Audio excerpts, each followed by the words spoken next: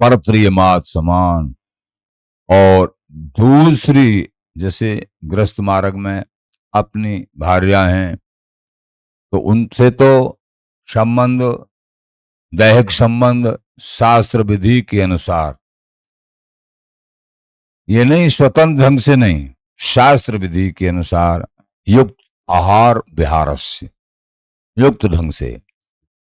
और कहीं पूरे संसार में सब हमारी बहन हैं, हमारी माता हैं, हमारी पुत्री समान है, ऐसा भाव रखना चाहिए। ऐसे बेटियों को हमारे भाई हैं, हमारे पिता हैं, हमारे गुरु हैं, हमारे बड़े हैं। न पुत्री को बेटी शरीर को, न बेटा शरीर को, कहीं भी ये भाव को भाव नहीं रखना चाहिए। तो चाहे विरक्त हो या ग्रस्त में हो, तो उनको इसी जीवन में 3 बातों का पालन करने से इसी जीवन में प्रभु की प्राप्ति हो जाती है, गोस्वामी तुलसीदास जी कह रहे।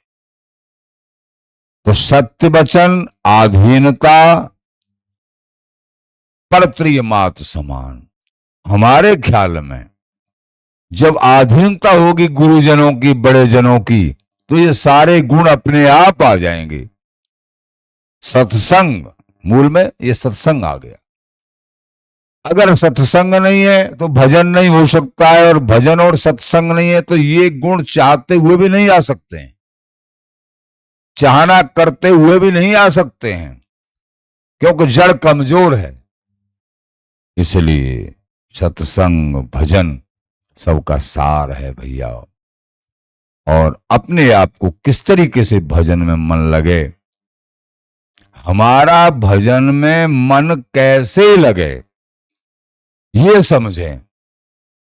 हमारा भजन में मन प्रगाढ़ तरीके से कैसे लगे ये समझना जरूरी है, ये समझे। तो ये जो कुछ रीतियां तुमको बताई, उन रीतियों को हृदय में धारण करके और आगे और भी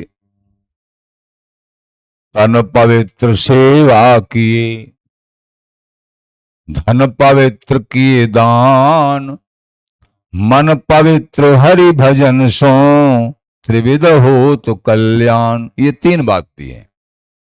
धन पवित्र कब होता है? जो आसक्ति में धन है, जब उस धन से हम सेवा करेंगे, गौ सेवा, संत सेवा, दीन दुखियों की सेवा, किसी बीमार की सेवा, नाना प्रकार की ठाकुर जी की सेवा, गुरुओं की सेवा, संतों की सेवा, नाना प्रकार की सेवा है, जिसमें रुचि बन जाए। तो धन पवित्र सेवा की, यानी तन पवित्र सेवा किए, धन पवित्र किए दान। तो तन सेवा से पवित्र होता है और धन दान से पवित्र होता है, और मन भजन से पवित्र, सत्संग से पवित्र होता है। इसलिए हमको इन तीनों बातों पर भी ध्यान। अगर कोई सेवा दान नहीं करता है, उसका धन कभी पवित्र नहीं होगा।